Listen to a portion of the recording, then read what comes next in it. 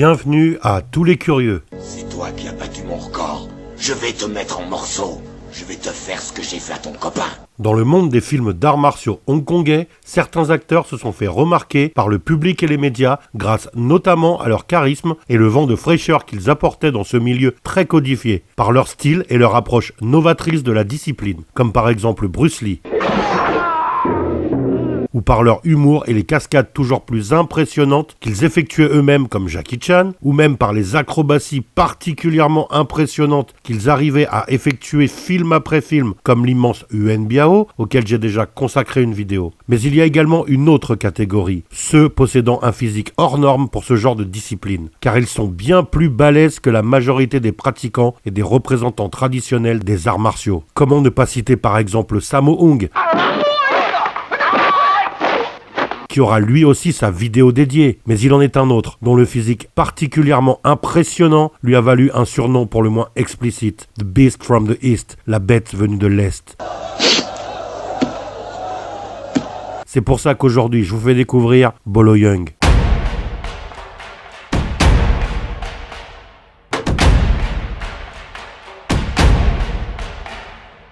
Bolo Yeung, de son vrai nom Yang Tse, il sera d'ailleurs crédité sous ce nom ou un patronyme approchant durant plus de 10 ans, est né à Canton, en Chine, le 3 juillet 1946. Il se passionne très tôt pour les arts martiaux, mais aussi la musculation, et commence à suivre les cours de maître cantonais vers l'âge de 10 ans. À force d'entraînement quotidien, il acquiert un physique hors du commun et très original, surtout pour un pratiquant de kung-fu. Un volume musculaire très impressionnant qui le rend unique en son genre et immédiatement identifiable. Bien plus un physique de brute épaisse que de jeune premier, c'est le moins qu'on puisse dire.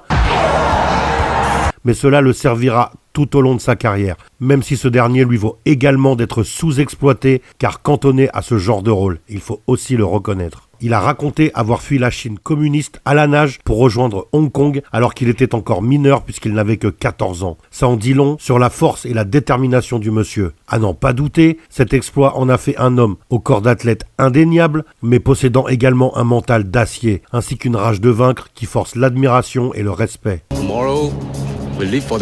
Une fois à Hong Kong, il devient assez vite bodybuilder mais aussi professeur de bodybuilding. Et en 1967, à l'âge de 21 ans, il décroche le titre de Mr Hong Kong en musculation grâce notamment à la discipline de fer qu'il s'impose dès l'aube et 7 jours sur 7. Il est ensuite rapidement repéré par le milieu du cinéma grâce à cette notoriété naissante, lui qui ne mesure qu'1m68 mais impressionne par sa force et sa forme physique, avec notamment les pectoraux ultra musclés qui ont fait sa renommée.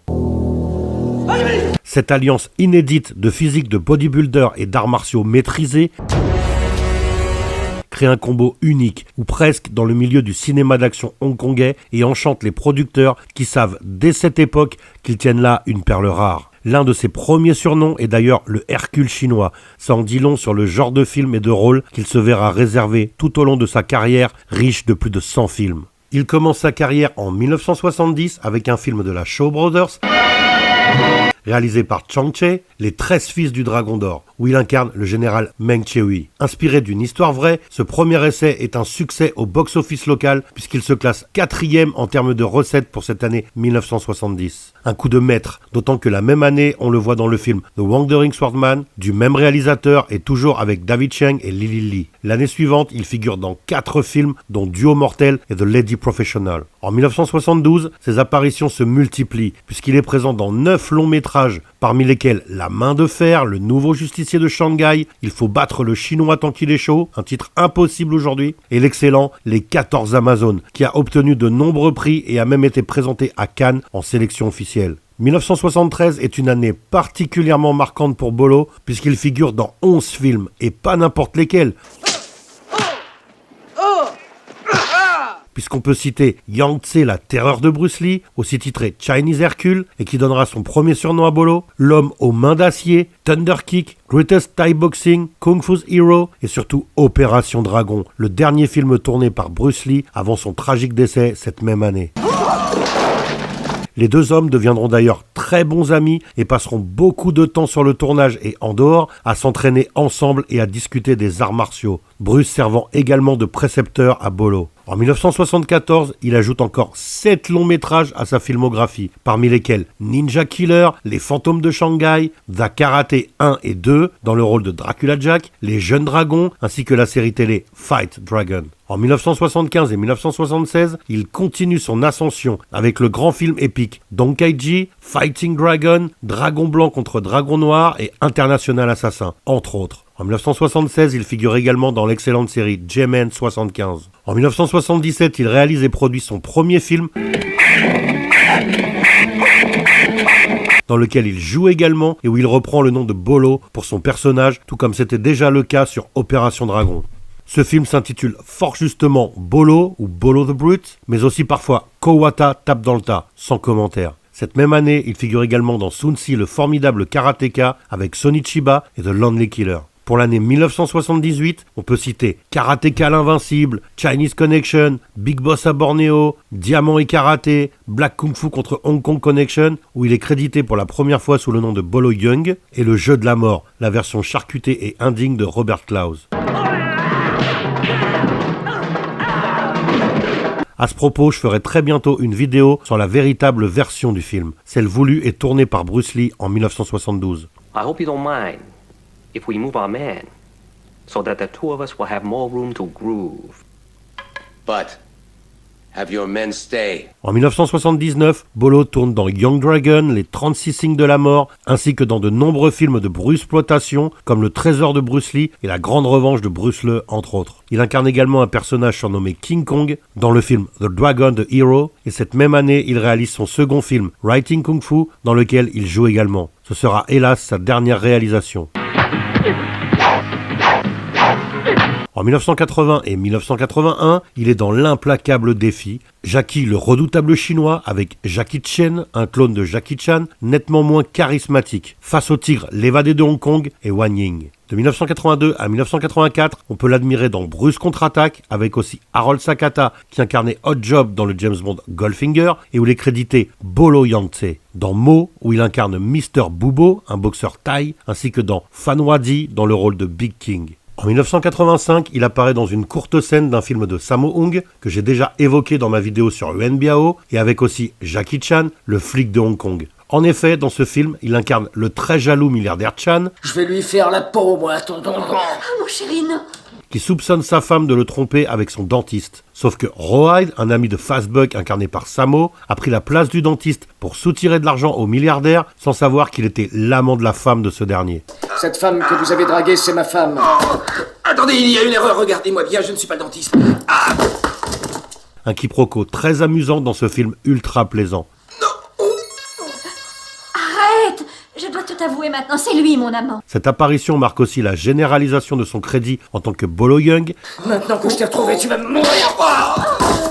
Et cette appellation ne le quittera plus, à l'exception de Combat sans merci en 1991, où il est crédité Bolo Yeung. En 1986, il affronte Brandon Lee, le fils de son ami défunt, mais aussi son élève, et auquel j'ai également consacré une vidéo dans Légitime Vengeance, aussi titré L'héritier de la violence. Il est aussi dans le flic d'Hong Kong 3 d'Eric Tsang, avec toujours Sammo Hung, auquel je consacrerai bien évidemment une vidéo, mais sans Jackie Chan ni Yuen Biao. Il tourne aussi dans Shanghai Express de Sammo Hung, et en 1987, on peut le voir dans Killer's Nocturne. 1988 demeure une année charnière pour lui et sa carrière, tout comme 1973, puisqu'il incarne le grand méchant psychopathe originaire de Corée du Sud, Chong Li, dans Bloodsport avec Jean-Claude Van Damme. Il est également mémorable dans ce rôle et se révèle au monde entier, lui qui n'était connu que des aficionados des films chinois et affiche une forme époustouflante malgré ses 42 ans. A noter que dans ce film, en hommage à son ami Bruce Lee, son personnage prononce des phrases très proches de celles du Petit Dragon dans certains films, notamment dans la scène du Dim Mak, où Chong Li dit à Frank Dux « Bien joué,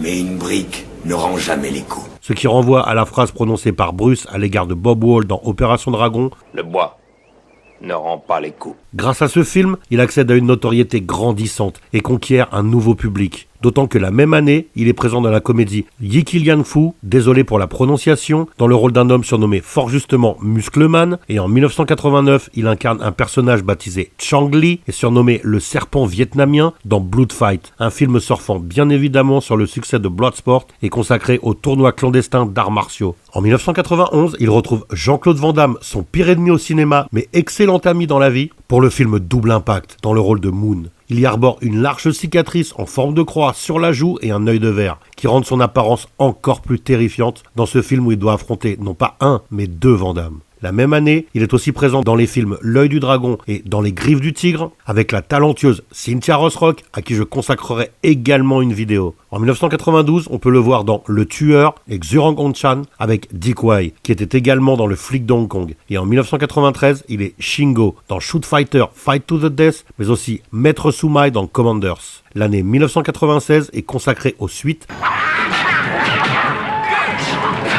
ce qu'il n'avait que rarement fait, puisqu'on le voit à nouveau incarner le personnage de Shingo dans Shoot Fighter 2, qu'il produit également, et Chong dans Tiger Claws 2, toujours aux côtés de Cynthia Rothrock. Il fait ensuite une longue pause et revient en 2007 dans le film The Ultimate Fighter, où il est l'entraîneur d'Askar, cette fois aux côtés de David Carradine et Eric Roberts, entre autres. En 2015, il incarne Bulo, un nom proche du sien, dans Diamond Cartel, avec au casting Peter O'Toole et Michael Madsen. Il y retrouve également le japonais Kari Yorugi Tagawa, après Ultimate Fighter. Enfin, en 2023, il est Mr. Chung dans Aferez de Birol Tarkan Yildiz. Ainsi se termine pour l'instant la carrière de ce grand artiste martial qui a également été coordinateur des cascades à 4 reprises, notamment pour son film Bolo et Chinese Connection. Une carrière très riche où il a de nombreuses fois incarné des méchants ultra charismatiques et une vie entièrement dédiée au sport avec 2 passions qui pouvaient paraître antinomiques au premier abord, les arts martiaux et la musculation, mais qu'il a su allier à la perfection afin d'offrir aux spectateurs